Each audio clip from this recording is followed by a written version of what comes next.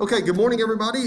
Today is September 22nd, and we are picking up this class right after the revolution. We have won the war.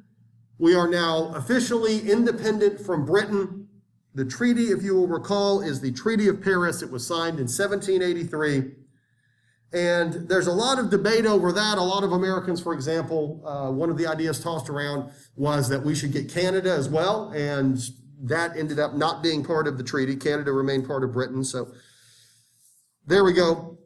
But now the United States is officially an independent country. That's the part that matters.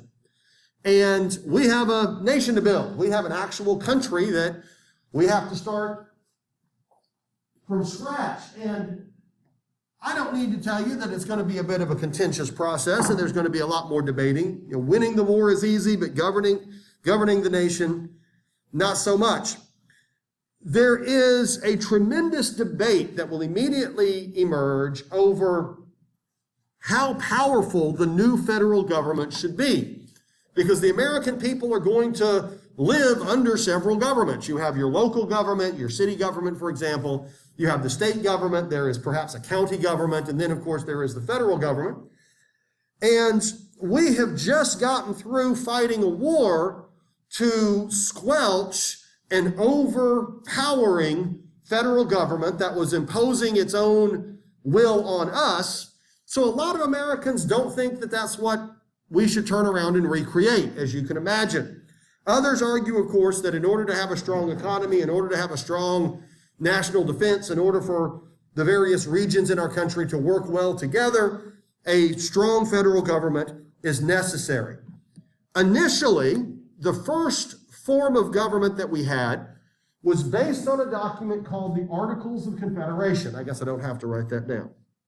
The Articles of Confederation. And under the Articles, to keep it very simple, the federal government would be very weak. It would have minimal, very minimal authority over the states. Under the article, each American state would send representatives to a Congress, and this Congress would effectively govern the country. It really doesn't get more complicated than that. The Congress could choose its own leader, which of course it did. But this Congress really honestly didn't have a lot of authority over the states themselves. For example, the Congress was not authorized to tax the states. The Congress was not authorized to tax the states. As a matter of fact, the Congress could not tax people directly at all. And I will explain how the government is expected to get income without taxation here in a minute. They had a plan. The Congress could not force any form of military participation. Meaning, if we go to war, each state can voluntarily send soldiers or not. Each state is in charge of defending itself, but of course, is not required to do anything to defend any other country, any other state. At issue here were the state militias. Every state would have a militia system with the governor being the commander-in-chief. And these militias had, of course, dated back to the foundation of the colonies. These militias date back to Jamestown, basically. And these militias had played an enormous role in the French and Indian War. Of course, they played a huge role in the American Revolution. And the logic was, if we ever need a military again, and it's highly likely we won't, that was the way they were thinking, the militias can once again come together and defend the country. We don't need the federal government with an army. Now remember, it is the army that is the tool of the tyrant, right? When the king passes a tax that the people don't like, the king sends in the army to suppress the people. Think the Boston Massacre. And so the idea of a freestanding army controlled by the federal government was considered very, very anti-American. even by people like George Washington, who wanted a small federal army but not a big one. We will, of course, later realize that the Articles of Confederation were too weak. They were too ineffective, and some crises are going to emerge that emphasize that, but not yet. How is the federal government going to make money if it can't tax anybody? Well, there are two ways. One is through a tariff. Now, what is a tariff? Can anybody tell me? A tariff is a tax on imported goods. Stuff that is brought in from foreign countries, we're going to put a tax on before they can be sold to the American public. And before you think, well, heck, that's easy, no problem, right? Make those foreign countries pay our bills. When they import goods, we'll just put a tax on them and problem solved. That'll make their goods more expensive anyway, which means people will buy American. That's even better, right? Oh, it's nowhere near that simple. But nonetheless, the idea is that we will put a tax on foreign goods in the form of a tariff, which will bring revenue into the federal government. And under the Articles, the government was authorized to institute a tariff. Secondly, the federal government can raise money by selling Western land. There is an enormous amount of very good land in the West. Now, their version of the West is not our version of the West. Their version of the West are modern states like Ohio, Indiana, Tennessee, Mississippi, which we're not there yet. But nonetheless, this is federal territory. This is federal land. It is not a state. It is not anything. It is undeveloped. And of course, because it belongs to the federal government, if you want to set up a farm in one of these places, if you want some of this land, you can't just go take it. You have to pay the federal government for it. It belongs to the American people. And so, we can make money that way. We can make money that way. We don't have to tax the American people. We will just tax imported goods and sell this remarkable amount of land, which puts us in a really unique position because, of course, the nations of Europe can't do that. They don't have any land that isn't developed, right? They don't have their version of Western land that they can just sell off, but we do. So that's a tremendous benefit to the United States. I want to talk about the sale of Western land briefly because it's going to shape politics, it's going to shape development in ways that are still very much a part of who we are today. In 1785, the U.S. Congress, under the Articles of Confederation, of course, passed the Land Ordinance. So it is simply called the Land Ordinance of 1785.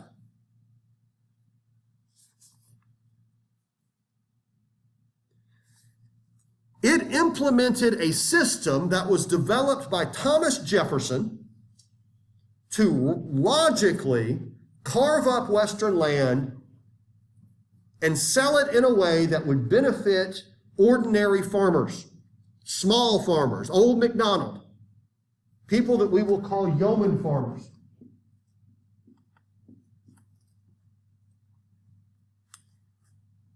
And this was Jefferson's vision. America as a nation of small farmers, not particularly involved in global affairs, tilling the earth, you get the idea. And I want to talk briefly about the mechanics of how this works, because Jefferson put a lot of thought into this. And in his mind, this would be a great way to sell this land off in a way that for generations, we will be able to continue to track and govern and make sense of. We will create a series of, I started Siri when I said series. We are going to cut a series of 6 by 6 mile squares. I guess I'll put it right here.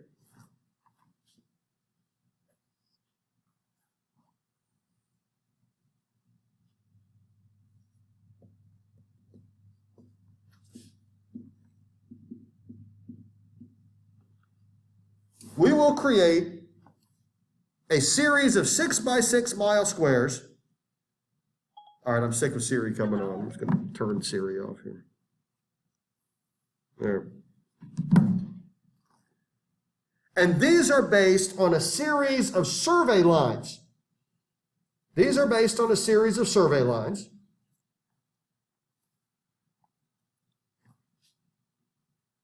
And these 6 by 6 mile squares are going to be divided, and I've got to kind of do this right, into 36 sections. I'm not a good artist. And so we've got 6 miles, 6 miles, and that means there are 36 boxes, and each one of these sections is a 1 mile square. Is everyone following me? Right? Within each one of these sections, we will carve it into fourths, and then each fourth will also be quartered. And this section is 640 acres, and that means that each one of these squares is 40 acres. Is everyone following me? So we've got a 6 by 6 mile, 36 section. Each section is divided again, and then divided again, and this would be 40 acres. This would be 40 acres. And it is those 40-acre plots that we are going to sell. It is those 40-acre plots that we are going to sell.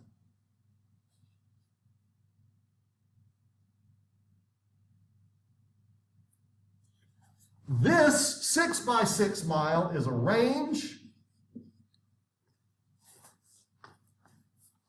and then each one of these is a section.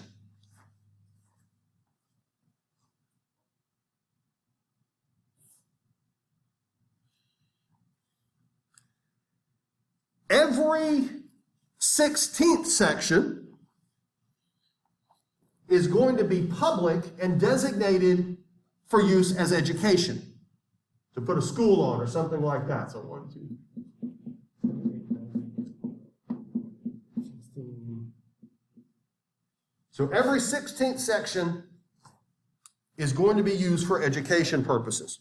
So let's say you are a young couple and you want to have a farm and you don't have any land. What you can then do is you can apply and you can buy a 40-acre plot somewhere in the West, and it will be surveyed and it will be easily located on the map, and you can go out and you can know exactly what your land is. And it will be recorded in the county courthouse, and all transactions on that land will also be properly recorded. Now, why am I explaining how this system works? Still in place today. We've never actually gotten rid of it. All of the land in the West. Now, in the East, they don't have this, but everything in the West is still exactly like it is today. And there's what's known as the range, there's what's known as the township, and there's what's known as the section. And if you go down to the county courthouse in any Western county, generally in the basement, there's a big old room with books, and in these books, it will show every one of these, everyone that has owned it, all the way back until they started taking records. And so if you want to know, who owned this particular spot right here, you can go and it will say, the northwest corner of the southwest this, section this, range this, township this, and here are the people that have owned it all the way back to the point where records were being kept, provided that nothing happened. Courthouses have occasionally burned and things like that, but you get the idea. Now that this is in place, people can start buying this land. The federal government can start making money. We are now in business. Is everyone following me? Is everyone following me? And like I said, this is a system that you need to know. Now, what is important for you to keep in mind, now I'm getting off topic a little bit, but this is some knowledge for y'all to know, right? When you own land in the United States, there's actually 2 separate versions of what you may or may not own. There is the surface, the land on top, but then there is also what's in the ground, known as the minerals. right? So if there's anything in the ground, if you own the land on top, you may also own underneath. However, when land is sold, it's possible to sell the surface without actually selling the minerals underneath. Is everyone following me? So if great-grandpa owned a big old chunk of land in some county around here, and he went ahead and it got sold, and you don't have anything to do with it, you never inherited it, it doesn't matter because it was long before you were born, that doesn't mean that you don't own the minerals in the ground. Y'all get where I'm coming from?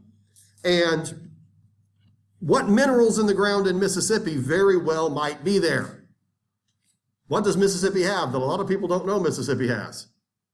Oil.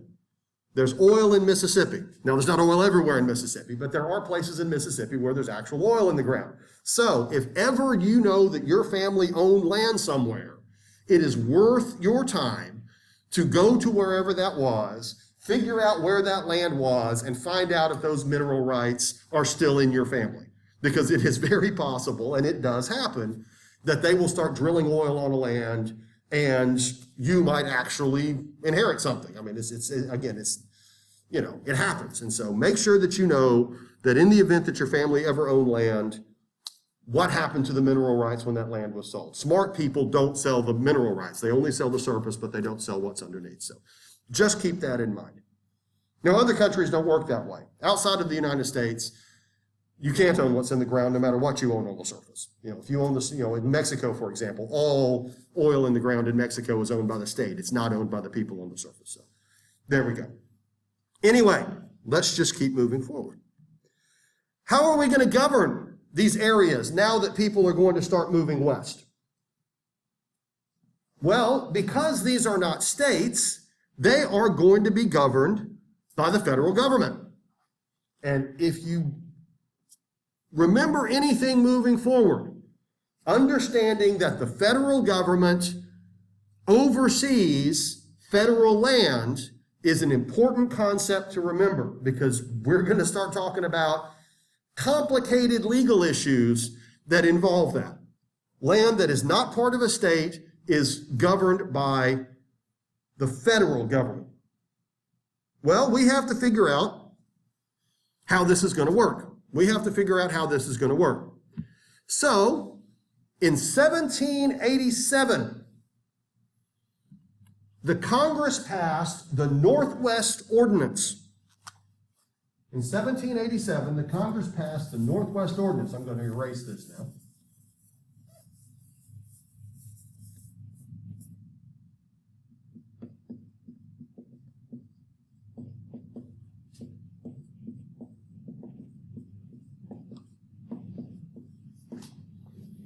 And it created a process under which federal territories could govern themselves.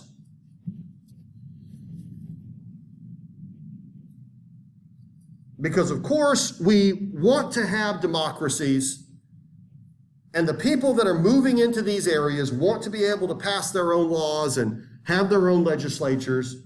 You get the idea. Presumably, they will eventually become states. Presumably, they will eventually enter the club for real. Under the Northwest Ordinance, once 5,000 white males entered a territory, it could create a legislature and govern itself. Once 5,000 white males entered a territory, it could govern itself. Now, it wouldn't necessarily be a state. It would still be a federal territory, but it could have a territorial legislature. From that, it would be expected to eventually be admitted to statehood when enough people were there and enough infrastructure was in place to make that workable. Well, this is going to open up an enormous debate. And can anybody guess what the debate is going to be? Nobody has a problem with Western settlement, of course. Everybody wants settlement to take place. The Northwest Ordinance itself is not especially controversial. Yes, once enough people get there, we're going to let them legislate, but I threw you a hint there. What might be the big debate once we know we're moving west and we're about to create new states, and these places are governing themselves. What's one issue that people are absolutely going to be thinking about? Slavery. Slavery. Remember, this is a slave nation. This is a slave nation. And the founding fathers absolutely understood that slavery was a clear violation of the principles that we are founding our nation on. There is now open discussion among founding fathers, even some of those that were slaveholders like Thomas Jefferson, about how we're going to end it. You know, they all understand, look, at some point this is going to have to come to an end. At some point we cannot maintain this institution, not just because it's economically a bad idea, but again, it's just flat out immoral and un-American. And if we are going to migrate west and open up these new territories, will slavery move west as well? Now, I mentioned earlier, who governs territory that isn't a state? Federal government, exactly. Which means the federal government now has to decide if it likes slavery or not. You see, states can decide for themselves if they want slavery. If a state wants to be a slave state, it can be. If a state wants to abolish slavery, it can abolish slavery. And a number of states that slavery wasn't all that popular in anyway are already starting to do that. You know, Pennsylvania didn't like slavery, and so eventually Pennsylvania is just going to get rid of it. The same will be true in places like New York and Massachusetts. They're going to just abolish slavery, and there you go. But the federal government has to decide about slavery in federal territory. So there's now going to be a massive debate, does slavery move west? And that is going to be the debate that leads all the way up to the Civil War and the core issue behind the Civil War itself. Not just slavery, but will slavery expand? Are we going to continue to move it west? Generally speaking, the northern states, which were not too thrilled about slavery anyway, wanted federal legislation outlawing slavery in Western territory. They wanted to get rid of it. Do not let it move west. Keep it legal in the states that have it, of course, and abolish it. Do not allow it to move west. We all know it's wrong, so let's not let it grow. Of course, as we go into the tobacco states, states like Virginia, North Carolina, Georgia, they're not too thrilled about this because there's an enormous amount of money that can be made. Look at the map here. If we move slavery west with us, that is the labor source for us to make more and more money. And the economies of these states depend on the plantation exports, the cash crop agriculture that comes from it. And so by refusing to allow slavery to move west, we're choking off the economies of states that rely on it. So generally speaking, the southern states don't like slavery but insist it must expand. The northern states don't like slavery and are wanting to stop it then and there. A vote was held to actually prohibit all slavery in Western territories. It failed by one vote because one congressman from New Jersey didn't show up on time to vote for it. Vote again, he would have wanted to stop it. And so one vote stopped all Western expansion of slavery. And had we stopped all Western expansion of slavery then, this nation would have turned out very differently, almost certainly. But that guy just happened to not be on time. So that's your lesson, right? Show up or you're going to screw up the future. So a compromise was made. A compromise was made. According to the Northwest Ordinance, slavery will be prohibited north of the Ohio River. Slavery will be prohibited north of the Ohio River. It will be permitted in federal territory south of the Ohio River. And if you look at this map right here, the brown is north of the Ohio River and the pink is south. So the idea being northerners from places like New York and Pennsylvania can migrate north where there's no slavery. Southerners from places like Virginia and the Carolinas can migrate south where there is. So if you want to farm tobacco with slaves, you can do it south of the Ohio River. If you don't want to have anything to do with it, you can do it north. What this is, of course, doing is turning slavery into a regional issue. And that's a bad idea. It's turning slavery into an issue where one region is firmly for it and one region is firmly against it. Now, we're not there yet. What we're doing is setting up the foundation for that. The Congress is going to establish other institutions, the kinds of things that governments need. It's going to establish a postal service. And the first postmaster general was Benjamin Franklin. And after us discussing how Franklin was so good at getting his papers delivered, you can understand. As a matter of fact, he was already doing the mail in the colonial years too. It's going to set up an office of foreign affairs. We have to have diplomats. We have to start establishing embassies and consulates overseas and signing treaties and having trade agreements and things like that. It's going to establish a War Department. Although we don't have a federal army of any kind, and most of our founding fathers don't want one, we still have to think in terms of national defense. Somebody has to be in charge of thinking about what happens should war take place. So federal departments start to emerge. Federal departments start to get going. The states themselves, now that they are no longer colonies, are going to start establishing their own constitutions. They're going to start setting up their own new governments as part of this new nation. One document known as the Virginia Declaration of Rights will be a template that a lot of these state governments will be based on. And Jefferson played a big role in creating the Virginia Declaration of Rights. It states that men are by nature free and independent. It is our inherent human nature to not be under the control of anyone else. That government derives its power from the people. An Enlightenment idea that was now a few decades old. It is the people that choose their government, and it is the people that give their government power. People should receive trial by jury under the Virginia Declaration of Rights. We should be protected from cruel and unusual punishment. Things like torture should be prohibited under all circumstances.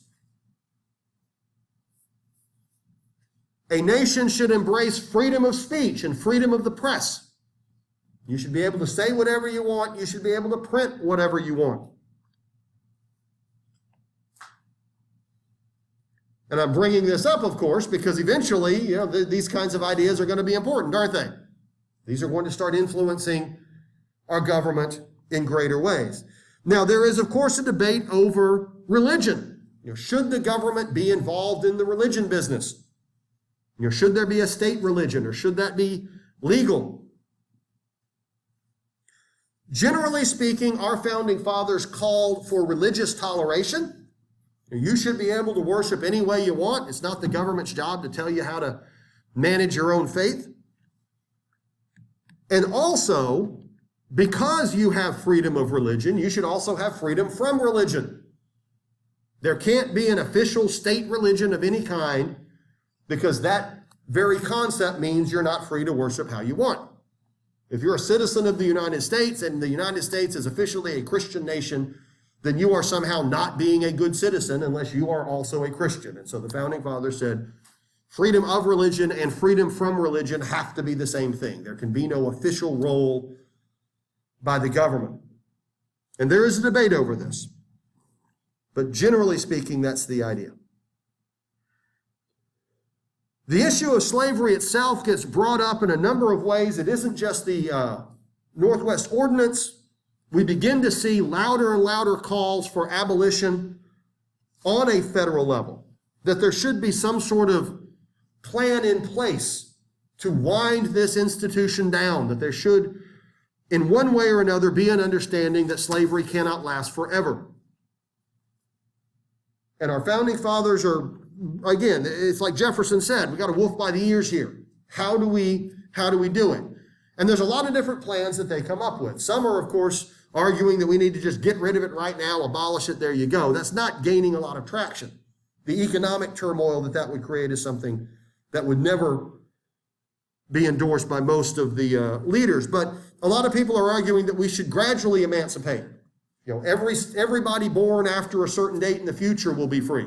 So if you're a slave now, you will die a slave. But children born, 10 years from now or 20 years from now are guaranteed to be free, which means it will give slave owners time to adjust and the system to change. Some argue that there should be compensation, that the government should actually free slaves by buying them. The taxpayers should just buy the freedom from slaveholders. You get the idea. There are ways to get rid of it. And some states did these kinds of plans. New Jersey, for example, abolished slavery gradually. It grandfathered slavery in. So anyone who was a slave, I forget the date, it was like 1805 or something like that. Everyone who was a slave at that point will remain a slave, but everybody born after that date would be free. And so New Jersey got rid of slavery gradually. So there were still slaves in New Jersey in the 1840s and 1850s because of that.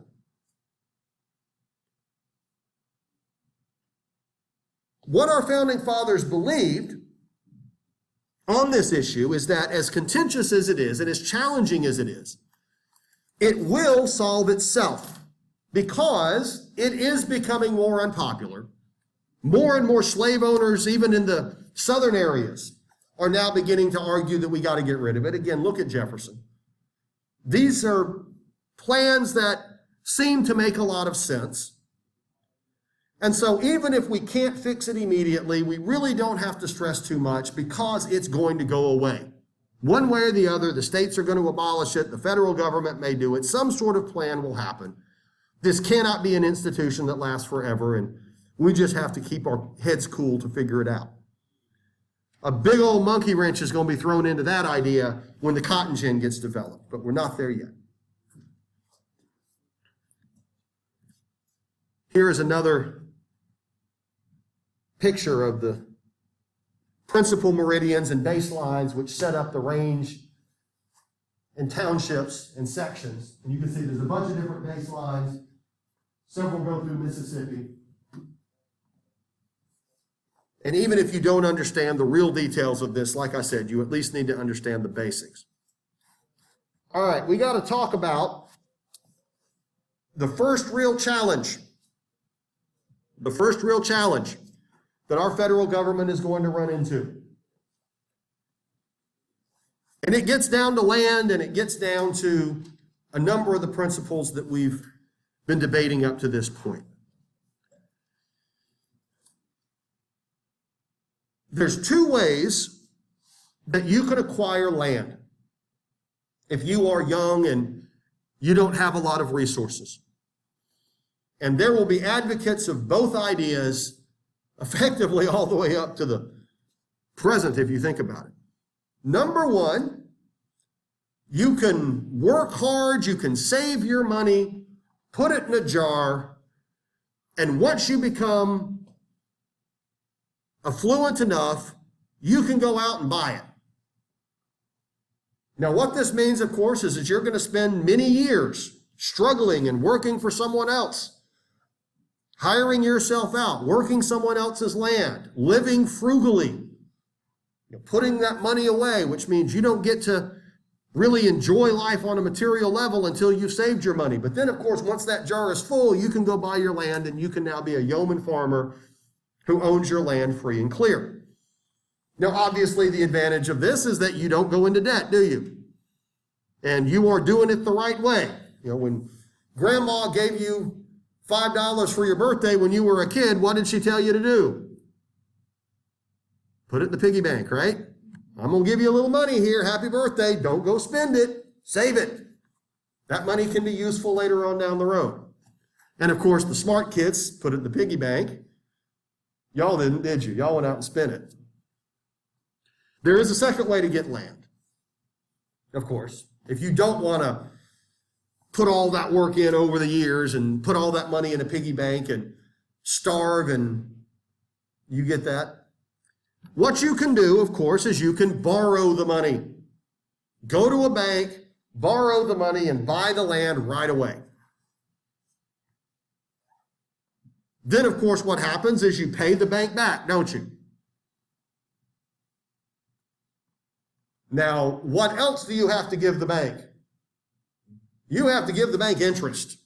You have to pay the bank back the money plus interest on top of that. So you will end up paying more for that land because of it. There's also another problem with this. What happens if a bad crop year happens or some other problem, and all of a sudden you can't pay the bank? If you can't make those payments on time, what happens? They take it. You see, when you borrow the money to buy that land, you put that land up as collateral, which means if those payments don't come in, the bank comes and takes your land back. Because it isn't your land, it's the bank's land. It's your land once you have paid it off. Until then, the bank owns it. And so you are under pressure to pay that note every month when it comes due. Because foreclosure means you lose your land and you're going to probably lose pretty much every penny you put into it up to that point. The same thing today happens with houses when you take out a mortgage on your house, right? You don't own the house. The bank owns the house until you pay it off. And if you don't pay your mortgage, you get foreclosed on and that's it. If you don't pay the monthly payment on your car, they come and repossess your car. So the best way to buy something is to just pay for it up front. But we don't all have a giant chunk of money to buy a house, do we? Well, in Massachusetts in the West, an awful lot of farmers had borrowed the money to buy their farms. And they owed the bank, and they were farming, and they were paying the bank back. But, as we know, Mother Nature doesn't care about your mortgage. And we had a few bad crop years, which is just how things go if you're a farmer. And by 1785, a wave of foreclosures started taking place in western Massachusetts. Because pretty much every farmer owed money on their farm, and every farmer is going to have a bad crop year because every farmer is living in the same region. And the bank is going to end up going bust if it doesn't repossess those farms and sell them to someone with money. So the bank has to foreclose. And of course, the law is on the bank side, right? I mean, a deal's a deal. By 1786, so many farmers were being foreclosed on that they started teaming up and rebelling against the foreclosures. And they were led by a man named Daniel Shays. And Shays, of course, argued that this was unfair and it was unreasonable, and if you just give us a few years, we'll get back on our feet. And, we've put all this time and money into improving this land and making these farms nice, and now we're just losing them, and this is inhumane, and et cetera, et cetera. Now, of course, we can sympathize with Daniel Shays. It's true. It really stinks if you put all that effort into building your farm and now all of a sudden you lose it to the bank because you weren't making the payments. And you can sympathize with the bank. It's a business. A deal's a deal. If farmers don't get foreclosed on, the bank will end up going bust. And that's not fair to the bank. And so, both sides have an argument here, but the law is very clear. If you don't pay your mortgage, you get foreclosed on. That's the rule.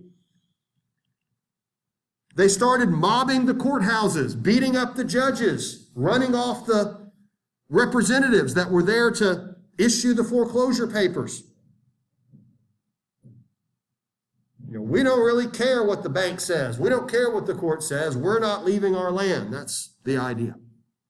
And when everybody in the community is in exactly the same boat, it's real easy for the mob to take control.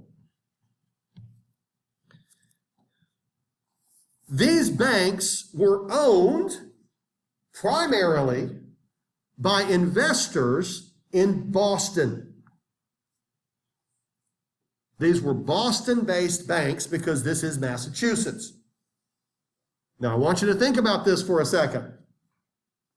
Boston was the hotbed of the American Revolution, right? Boston was where most of the resistance to the king was.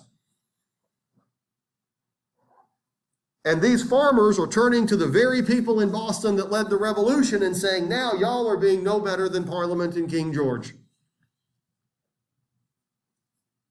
Y'all are just in it for yourselves, and y'all are a bunch of greedy businessmen who are trying to take our farms. And over in England, they're laughing about this, right? The very people that were mad at us are now having to deal with this themselves. Governing is a lot easier, a lot more difficult than people think. Well, the governor of Massachusetts, of course, called out the militia to go put down Shays' Rebellion, force the courts to reopen, and of course, force these foreclosures to take place. Fair or not, this is the law, and a deal's a deal, and we cannot have a rebellion on our hands in the West. People have to respect what the law is. The problem is, who are the militiamen? Farmers, yeah, that's it. The militiamen in Massachusetts were the farmers. And so, of course, the Massachusetts militia refused to follow the governor's orders. And the militia would not stop Shays' Rebellion. The militiamen were on Shays' side. So now we have an open rebellion in Western Massachusetts. Banks are now going to start failing because of it. The courts are no longer meeting. The militia is completely incapable of putting it down. Massachusetts then turned to the federal government, asking for help. Where they were reminded the federal government can't really do anything to the states. There is no federal army. It cannot force other militias to come in from other states. The federal government is powerless to do anything about it. So Shays' Rebellion is happening with no way to prevent it.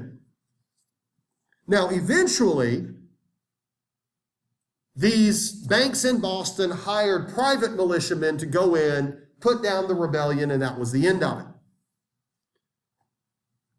What it did, though, is open everyone's eyes to the fact that the federal government does have to have authority. There has to be a way for the federal government to put down internal revolt should it take place. The Articles of Confederation were simply dysfunctional. And there had been other criticisms of the Articles as well.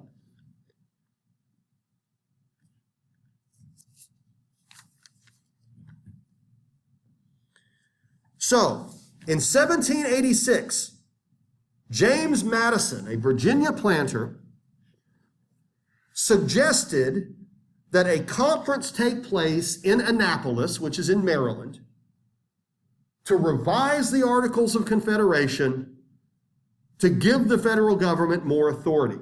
Now understand, Madison did not like the federal government having authority. He wanted a weak federal government, and so for him to do this is a bold step.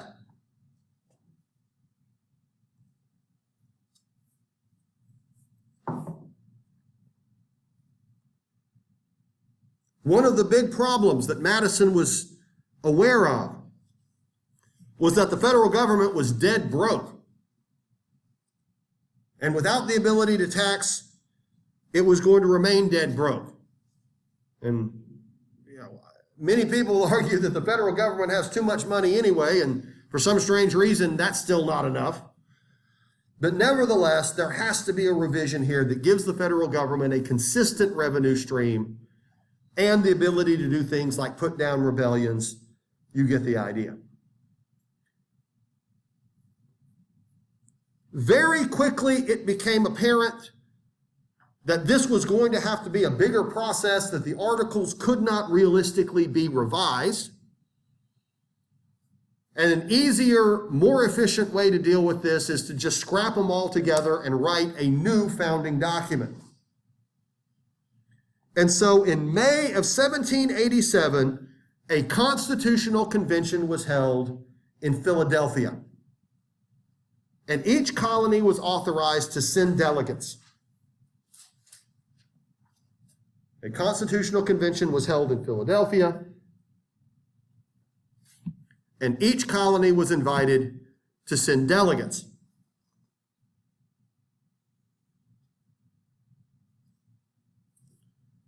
Now, at the Constitutional Convention, of course, all the founding fathers we're familiar with were there for the most part. Jefferson wasn't, but the reason why we know these guys is because of the role they played at the Constitutional Convention. Yes, Ben Franklin was there. Alexander Hamilton was there. George Washington was selected as the president of the convention. You know, he's sort of going to oversee the whole process. Madison was there. You get the idea.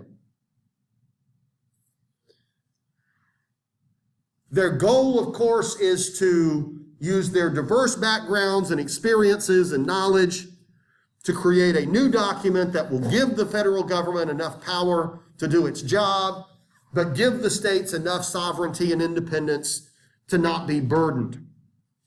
And it is a challenge. This is not going to be easy.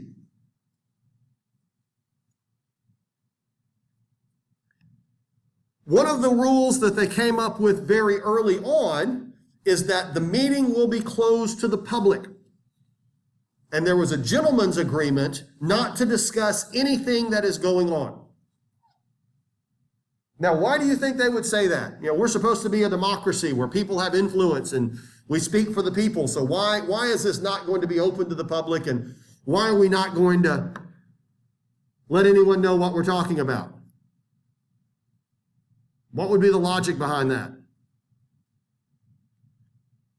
How about the fact that they figured it would be utter chaos if they did? Right? If they opened this to the public, they would be flooded with people. Everybody's got their own idea. People would be screaming at them.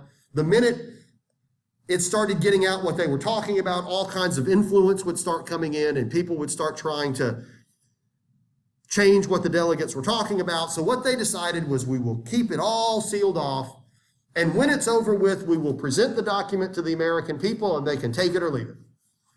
But public input should come after we have created the document, not during the process. Now, for someone like Ben Franklin, who loved talking about everything, this was not easy to go along with. They also even agreed not to really even take notes, so that once this document was finished, it would be up to future generations to interpret what it meant. You know, we don't want to know what George Washington thought of this or what James Madison thought of this. We want to know what we think of it. And so by not keeping notes, it leaves the idea that we can set the laws to ourselves. And there was also, and by the way, James Madison broke that rule. He kept copious notes the whole time, and they've now been published. And so if you want to know who thought what and what was going on, you can read Madison's notes. He broke the rules. There was also an understanding that this new founding document would last probably about a generation, and that each subsequent American generation could write a new one. That, as Thomas Jefferson put it, the Constitution is going to be like a pair of pants that you put on a kid. You're going to outgrow it, aren't you? The pants you wore when you were 13 are not the pants you wear when you're 18. And so every generation or so, let's just put the Constitution through a shredder and write a new one that fits our generation, that fits us. Well, Washington being the chair of the convention, immediately we end up with two different ideas for how the federal government should be structured. One is called the Virginia Plan.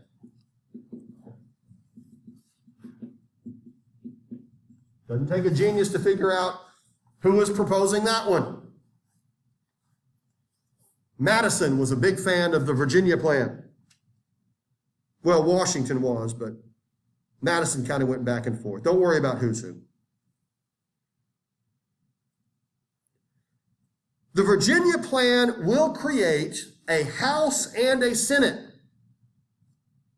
The Virginia Plan will create a House and a Senate. So we will have a Congress with two houses instead of one. A Congress with two houses instead of one.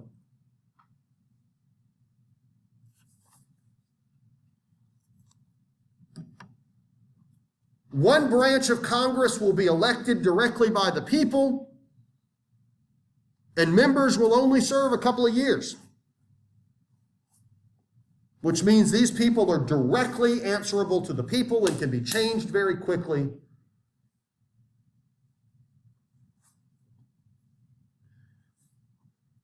The Senate, the other house, will be chosen by the states, meaning the state legislatures can pick senators. Now, the states can do what they want, but the idea would be senators are not directly elected by the people. Senators will serve much longer, 6 years, which means you can do stuff as a senator that it might be unpopular in the moment. You can make difficult decisions as a senator and not worry about losing your job. You can't be a leader if you can't do things that are unpopular from time to time, right? Mob rule is the problem here. So one is real answerable to the people, but one not so much. And they will, of course, work together to create legislation. They will work together to create legislation. This creates a stronger federal government. It creates a federal government that can impose its will on the states far more significantly. And that's when Madison decides to walk away from it. The second is the New Jersey Plan. And the New Jersey Plan, honestly, isn't all that different from the Articles of Confederation. Under the New Jersey Plan, there is only one body in Congress, just like the Articles, a single house.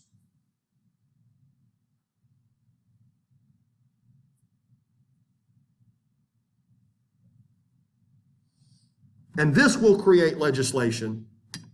But here's the big debate that we have to think about. And this is what's going to be a real fly in the ointment. This is a monkey wrench in the works that's not easy to solve. If the federal government is going to have power over the states to do things like tax, to do things like raise a military, to impose a tariff that really, has a bite to it, how are we going to deal with the fact that some states are big and have large populations, and some states are small and have small populations? A big state, New York or Virginia, theoretically would have a lot more power in this Congress than, say, a small state like New Hampshire or Rhode Island. So, if we are to represent the American people equally, we're going to have a real power imbalance within the federal government. Are y'all following me? Now, you say to yourself, so what? So the Congress has a lot more New York representatives than New Hampshire. What's the problem there? Well, we're talking about taxes. We're talking about money, right? What happens if the Congress then decides we're going to pass a law that's really bad for the people of New Hampshire, but is great for the people of New York? Well, New York's got the votes, don't they? The majority in just a handful of states can impose all kinds of unpleasant laws on states without enough representation. So it is a tyranny of the powerful states if we have a powerful federal government and everybody is represented equally. But at the same time, what if we have, say, a Congress where every state sends 2 representatives? Well, that means that New York with a huge population gets 2 representatives, and New Hampshire with a small population gets 2 representatives. Is that fair? Doesn't sound fair to me, right? New York has a lot more people. New York should have a lot more representation. Y'all get where I'm coming from, right? So we have to find a way around this. We have to find a way to sort this out. And boy, they're debating about this because the big states like New York and Virginia want equal representation in the Congress, as in population-based, and the small states want equal representation, as in every state gets exactly the same number of representatives. And each one gives power to one side or the other. Eventually, of course, we will come up with a compromise. Eventually, we will come up with a compromise, and the Constitution is chock full of compromises.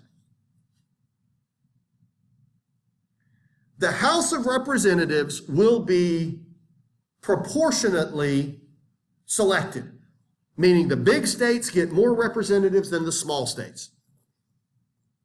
The big states get more representatives than the small states. New York gets more representatives because it has a bigger population. It's that simple. New Hampshire gets fewer because it has a smaller population.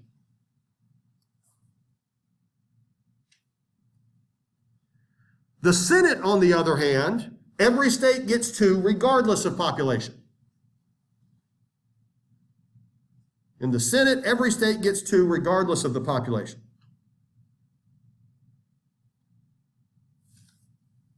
The idea here is it will give a fair representation to the bigger states, but it will ensure that smaller states don't get picked on. It will ensure that there is enough power in the Congress by the small states to make sure that their voice still has to be heard. They still have to be respected. The House will serve for 2 years and be directly elected. The Senate will serve for 6 years, and the states can choose how they choose senators. And for a long time, state legislatures appointed senators. Now, eventually, that's going to change. By the early 20th century, all of the states have begun directly electing senators as well. But in the early years, senators tended to be appointed by state legislatures.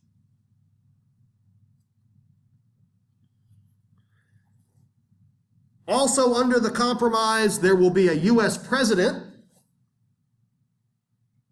who executes the law that the Congress puts together. And the president will have veto power. So if the Congress sends the president a law he doesn't like, he can veto that law. He can negate it. So if the Congress really does something crazy that's just really outlandish, the president can exercise his own judgment and veto that law. However, 2/3 of the Congress can override a veto. So if 2/3 of the U.S. Congress, both in the Senate and the House, want a law, the president's veto can be overridden. This is part of what they call checks and balances. The president has a check on the balance of power in Congress. Congress has a check on the power of the presidency. Also, we will create a federal judicial system with federal judges that will interpret what the law says. So when disputes arise as to what the law means or what it says, we will have a federal court system with judges that can decide that. And what, of course, is the top of the federal judicial system? At the very top of the totem pole is what court? The Supreme Court. The top federal court in the land. And the Constitution that will come out is incredibly vague as to what the Supreme Court consists of. It does not say how many members are on it. It does not say any requirements to be a member. It doesn't talk about how they're selected, really, except for the fact that the president nominates them and the Senate approves them. That's pretty much it. The Supreme Court, or the court system itself, the federal judiciary, is kept really quite vague. And it was done on purpose. It was done on purpose that way.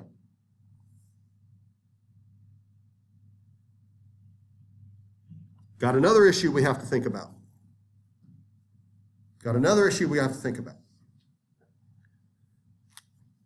If we are going to choose members of the House of Representatives based on population, now I'm going to just come up with a funny number. I don't know what the number actually is, so don't ask. Let's pick a state like Virginia, okay? A big state like Virginia. And I don't know the population. This is just a wag number, okay? Let's say Virginia has 1 million people living in it. And let's say that this 1 million people gives Virginia 10 congressmen. Whoops.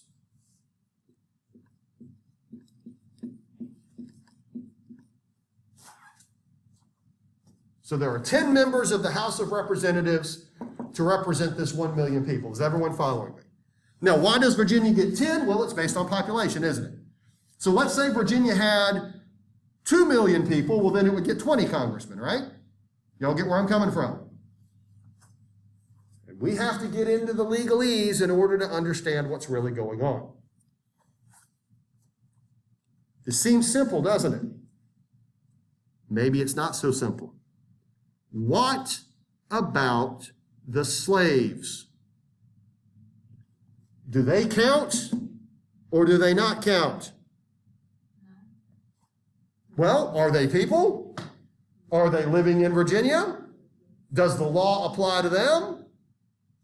Well, sure it does, right? I guarantee you that they're slaves because of the law, right?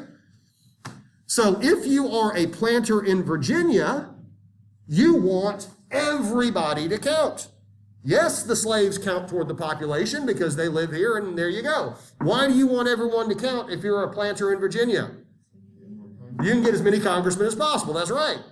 Now, what about the anti-slave people? What about guys like Ben Franklin that say, hey, if you can't treat them like full humans, Ben Franklin would say, well, yeah, you've got 1 million human beings living in Virginia, but 300,000 of those people are slaves.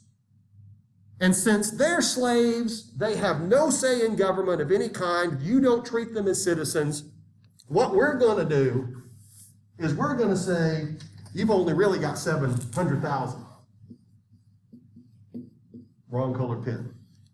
So instead of getting 10 congressmen, you get 7. We're not counting the slaves because you Virginians are not willing to treat them as equal people. So do the slaves count for congressional representation, or do they not count for congressional representation? The southern slaveholding states said, yes, they should count 100% for representation so we can get as many congressmen as we want. The anti-slave states said they should not count at all because they do not fall under the same category legally. Well, what ended up happening? Another compromise. This is known as the 3/5 compromise.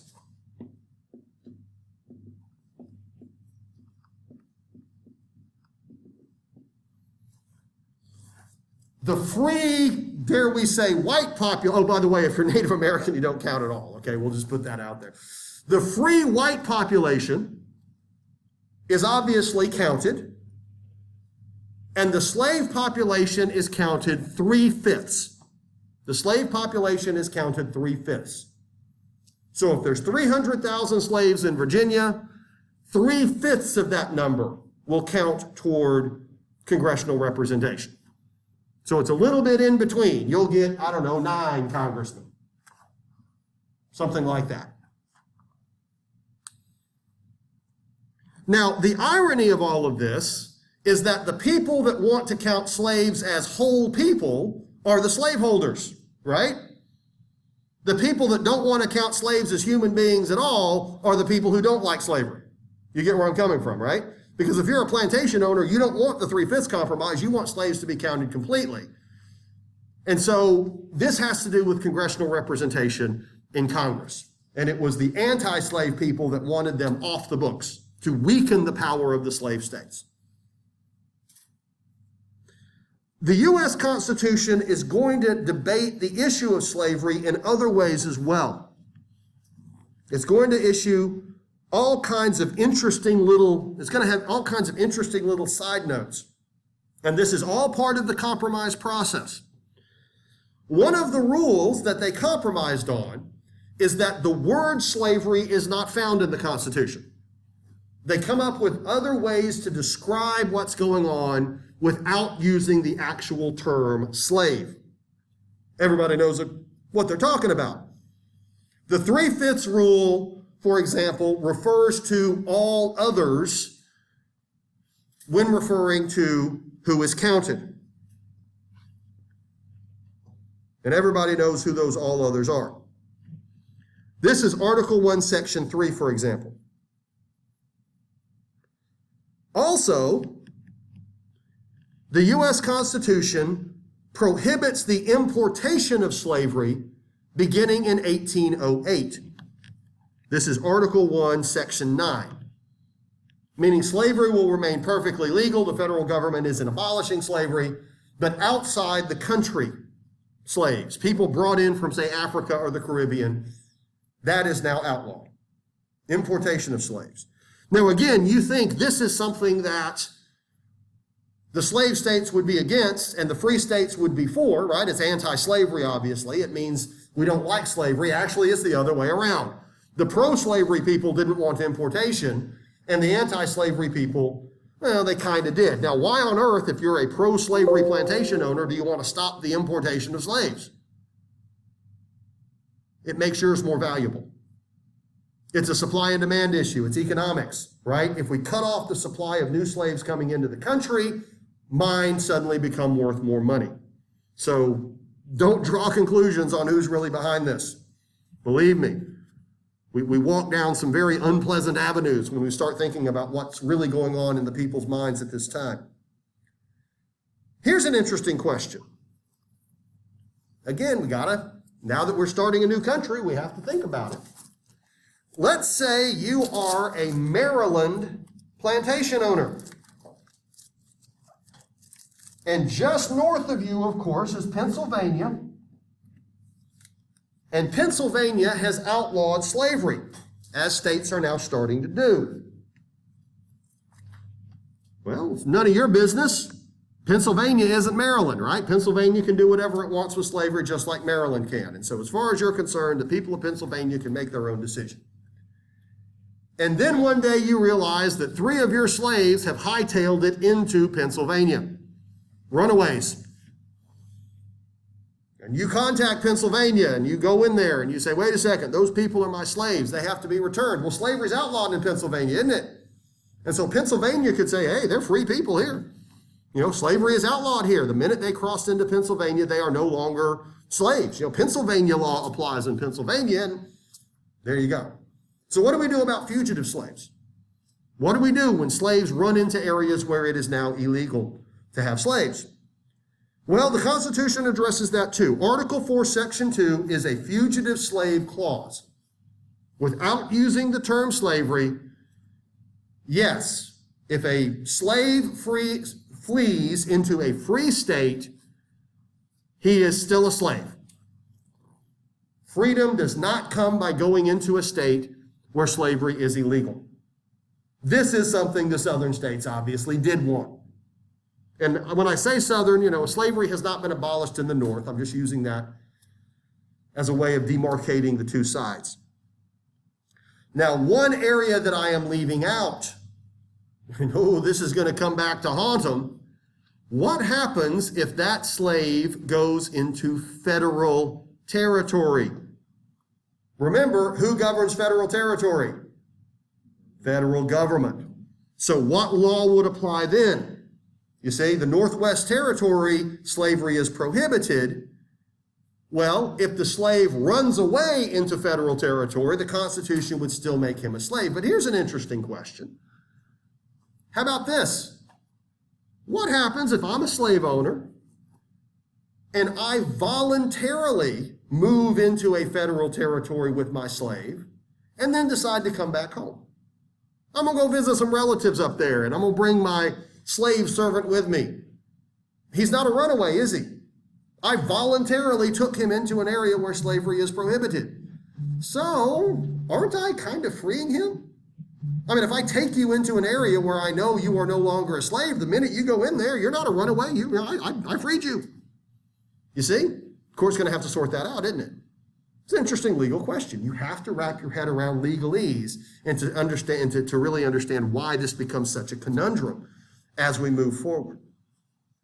Well, at the end of the day, the Constitution is presented to the American people. It is a compromise document. As we can see, it is full of all kinds of flaws and unusual caveats that more or less kick these issues down the road for a future generation to deal with.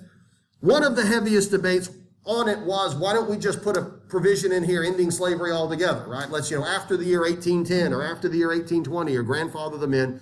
But the slaveholding states would not have it. That would have made future conflicts so much simpler. But nevertheless, the man who really we should consider the spiritual founder of the Constitution is a French philosophe by the name of Montesquieu. Whoops.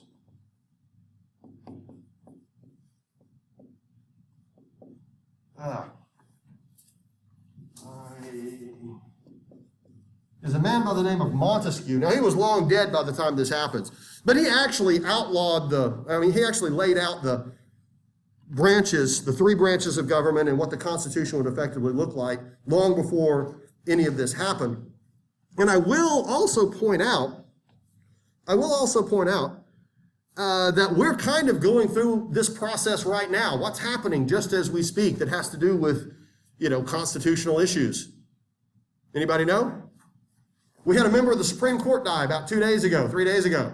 And now there's going to be a debate over her replacement. It was Ruth Bader Ginsburg. She'd been on the court for a while. And of course, it's going to be a big fight because the president nominates the judge, the Senate approves the judge, the Constitution lays that out. But of course, there's going to be a big fight because, of course, who Trump is going to nominate is going to be who Trump's opponents don't want. And there's a lot of pointing out the hypocrisy that when the same thing happened to Obama in an election year, the Senate refused to even hear Obama's appointee, which many people considered was a dereliction of duty by the Senate, but the Senate didn't like Obama at the time. And now the Senate is doing it for Trump, and so there's a lot of people that are very angry about that. But what I would like you to do is follow the process. Just watch what's going on. Watch the news, right? Because this is, our Constitution in action as we're going through this. And so I'm not here to tell you what your politics should be, but I am telling you that you need to understand it, and you need to develop your own political opinions, and you're going to need to vote, and you're going to need to start understanding this. Well, the final document creates a federal government with a Congress that makes the law, with a president that executes the law, a federal judiciary that interprets it. The federal government is authorized to levy taxes, unlike the Articles. It is authorized to keep a tariff. It can raise an army or a navy, which many people did not like. It can also take control of the state militias. The president is authorized to federalize the state militias if he wants. So we have created a rather powerful federal government. Far more powerful than a lot of these guys thought would happen when they started the Constitutional Convention. People that supported the Constitution's ratification became known as Federalists. And the agreement was if 9 states ratify the Constitution, it will go into effect.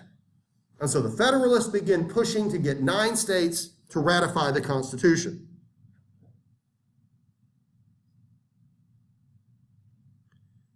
But a new faction will emerge that believes the Constitution has created too powerful a federal government.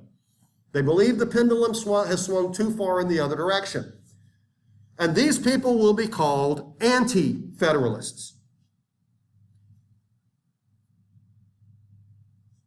George Washington, John Adams were Federalists. The number one, Alexander Hamilton was a Federalist. He was basically Washington's lapdog, but he was a smart guy. Jefferson is the leader of the Anti-Federalists.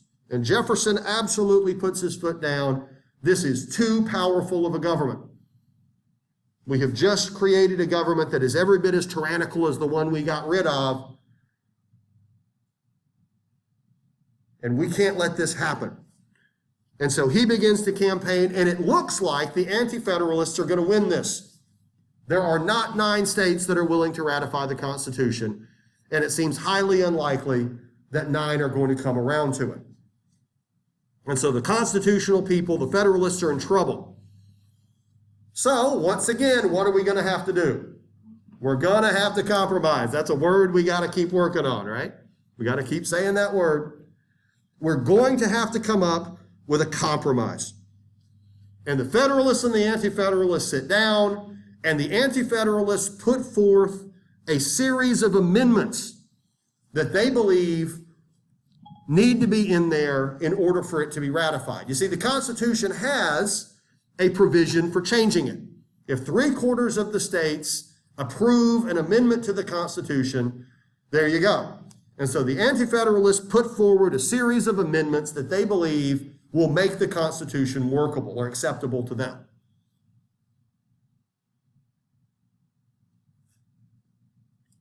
And what do we call these amendments? The Bill of Rights. 10 amendments to the Constitution that the Federalists insisted on in order for it to be ratified. So the Constitutional Convention really didn't end when it ended. The debate over what it should stay is still going on as it's being presented to the states. The idea that we're just going to give this to the people and they have to accept it, take it or leave it, turned out it didn't work that way. The people are going to have a voice and they're going to implement their own changes to it before they accept it. And that's going to be with the Bill of Rights. But that's also going to be on Thursday because we've run out of time. So everybody, y'all take care. And I hope y'all take care. Have a good evening and talk to you soon.